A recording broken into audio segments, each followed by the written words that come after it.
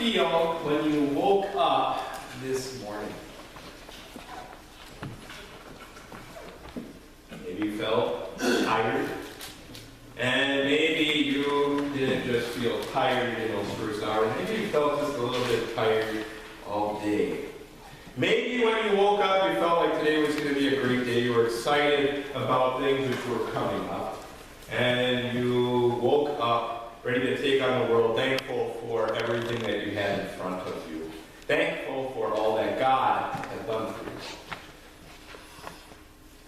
But maybe there's a chance that you just woke up. You woke up a little bit angry. And you didn't know why. But sometimes that can happen. You almost just wake up in a foul mood, and that foul mood just seems to shape everything that happens on your days. It's funny, you know, even though it's the holidays, even though it's Thanksgiving, this will be true in a month, even when it's Christmas. Yeah, it might be a day when we know we're supposed to feel thankful and feel happy. But sometimes our emotions just don't understand the calendar, right? And, you know, it can be either the most wonderful time of the year or the most lonely time of the year. It can be a great time to celebrate everything that God has done for us, or it can be a time where we find ourselves bitter and wonder what has He done lately. It's difficult to always tell how we will approach each day. And yet, isn't that so bizarre?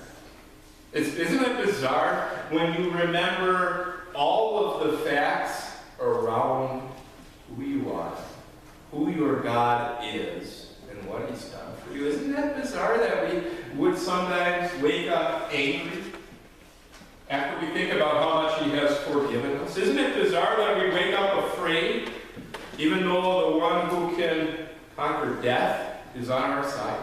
Isn't it strange that, I don't know, we can forget. We can forget so many things, right?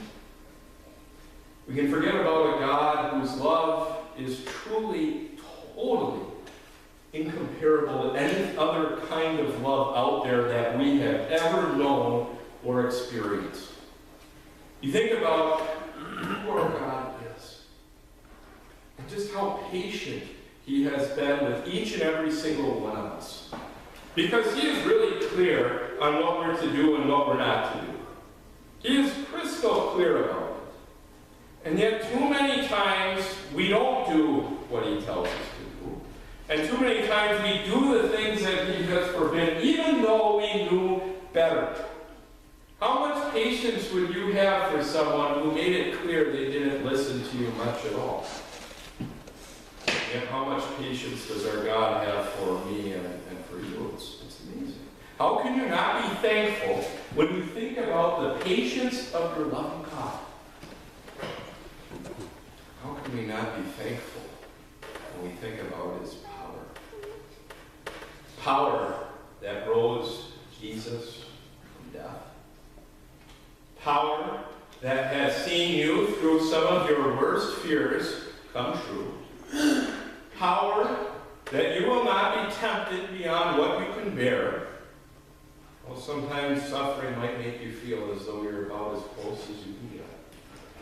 But a power which shows itself so clearly in our weakness. When we're reminded time and time again we can't hold the world on our shoulders, and yet we see how beautifully Jesus does.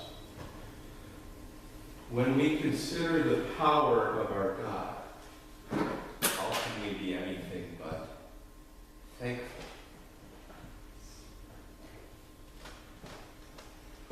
And I could go on for hours. Think about the forgiveness of your God. How can we not be thankful for that each and every single day? Think about the availability of our God, who is always there to speak through us in His Word, and who is always there to listen to us in our prayers. Imagine that. You will never pray to God, and God will say, well, He's already prayed to me 4 times. I think He's gotten enough of my time.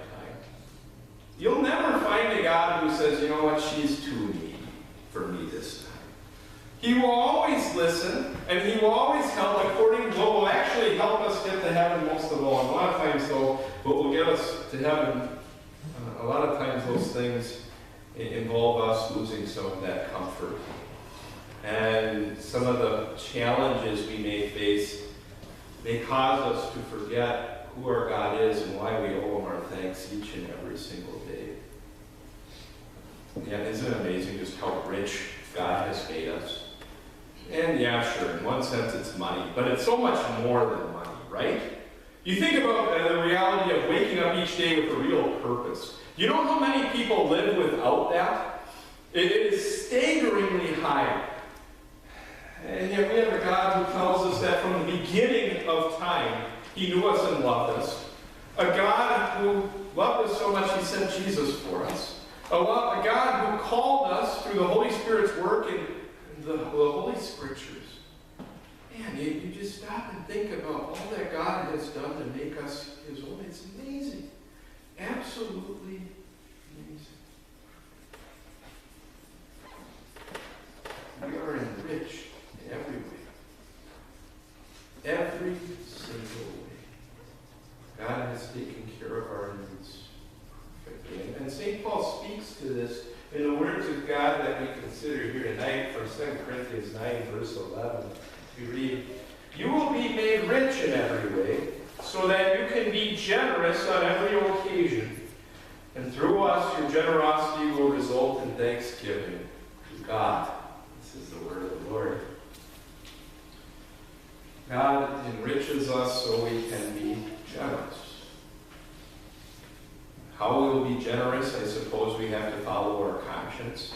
I suppose we have to open our eyes and consider the needs which are in front of us. We have to ask ourselves, well, who is my neighbor? And when we ask that question and read what God has to say about the answer, we realize that it's actually everyone.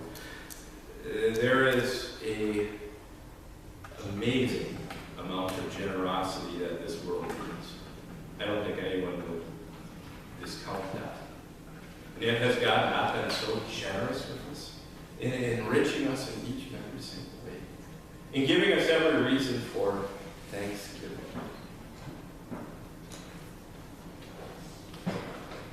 He has.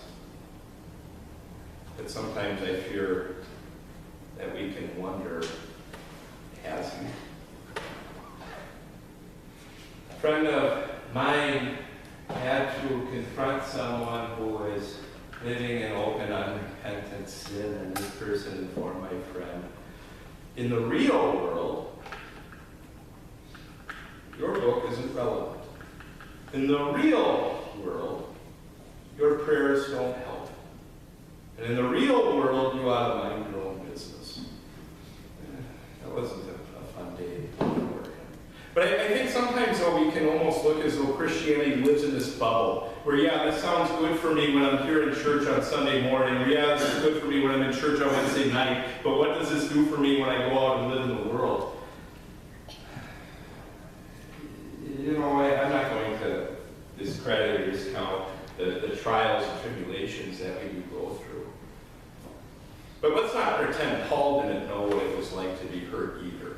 He's the one who wrote that God makes us rich, gives us opportunities to be generous, and that the result of that is going to be true and real thanksgiving in our hearts and in our minds and in our actions.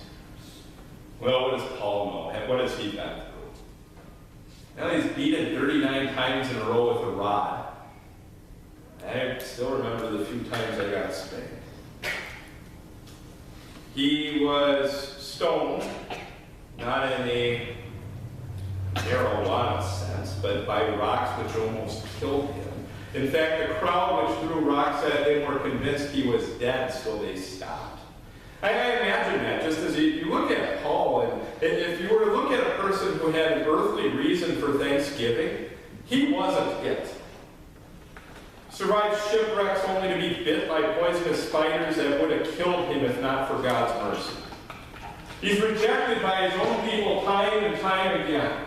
He's deluded before he was called to Christianity into trying to persecute the church, and he lived with that guilt ever since. Even though he saw it forgiven, even though he saw that Jesus had saved him, he still saw himself as the worst of sinners. Sometimes the world can look at Christianity as though it's, I don't know. Remember the show The Simpsons, like Ned Flanders?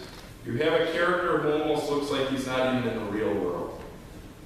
No, we are in the real world, and we are grounded in it, and sometimes it hurts. But we have every reason for thanksgiving, because God has enriched us through good times and through bad times. God will continue to enrich us as he's there by our side when we go through the challenges which are in front of us.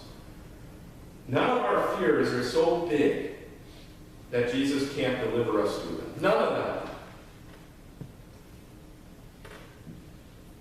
And as I go through a list like this, it's easy for us to beat ourselves up over the times where we can remember our past failings, right? We can remember the times where, yeah, Jesus has done everything for me and I failed him so miserably. And yet to those guilty pleas, what does your Jesus tell you?